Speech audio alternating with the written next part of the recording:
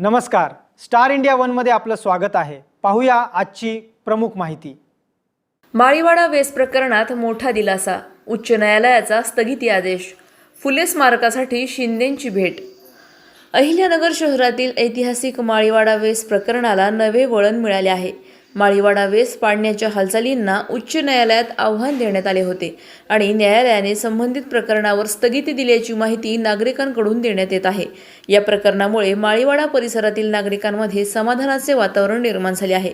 माळीवाडा वेस पाडण्याच्या हालचालींना यापूर्वी उच्च न्यायालयाच्या औरंगाबाद खंडपीठात आव्हान देण्यात आले होते।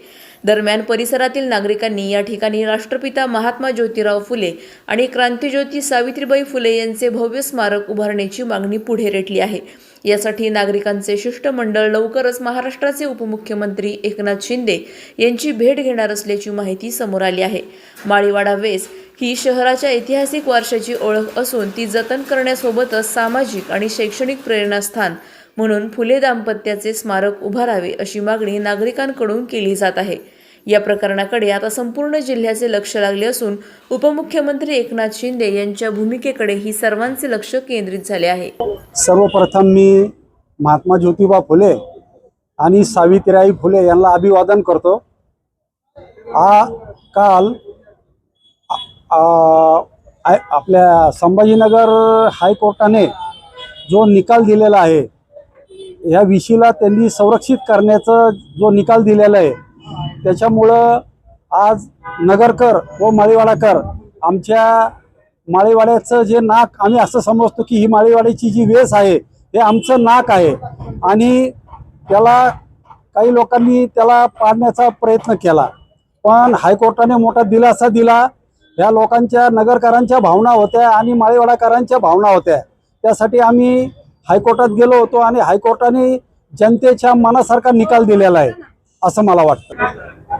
छत्रपती संभाजीनगर उच्च न्यायालयाने कालच आदेश दिला, जी वेस पाडण्याबाबत काही राजकीय पक्षांनी आणि संघटनांनी जो गाड घातला होता आणि क्रांतिज्योती सावित्रीबाई फुले आणि महात्मा फुले यांच्या नावावर राजकारण करून ही वेस पाडण्याचं काम ज्यांनी चालवलं होतं, त्याच महात्मा फुलेंच्या समोर त्याच महात्मा फुलेंना अभिवादन करून ही वेस हायकोर्टाने वाचवली। प्रथमतः मी या निर्णयाचं स्वागत करतो आणि येणाऱ्या काळामध्ये ज्या स्मारकावरून इथं राजकारण केलं गेलं, म्हणजे ही वेसच त्यांना ठेवायची नव्हती आणि माळीवाडा हे नाव, हे पुसण्याचा डाव हा हायकोर्टाने हाणून पाडला।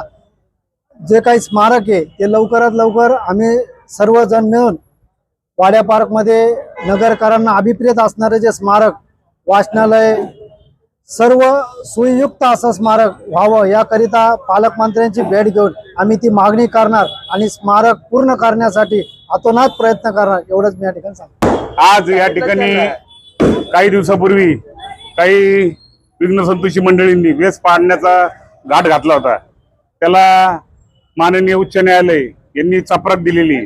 या ठिकाणी आमचे सहकारी नगरसेवक दत्ताजी कावरे हे माननीय उच्च न्यायालयात आम्ही PIL दाखल केली होती आणि त्याचा काल निर्णय झाला आणि त्यांनी त्याला स्थगिती दिलेली आणि कलेक्टर तसंच महानगरपालिकेचे आयुक्त यांना या विषयीचं जतन करावे म्हणून असं पत्रामध्ये लिहिलेलं आहे।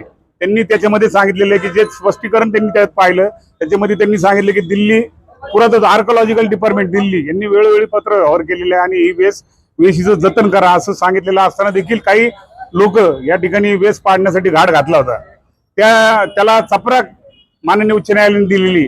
खऱ्या अर्थाने या शहरामध्ये मोठे ज्येष्ठ इतिहासकार होते भूषणजी देशमुख, आज ते आपल्यात नाहीयेत, त्यांची प्रामाणिक इच्छा होती आणि त्यांनी वेळोवेळी या कामासाठी आम्हाला जे कागदपत्र लागत होते जुने ऐतिहासिक वास्तूचे ते त्यांनी पुरवलेले आहेत।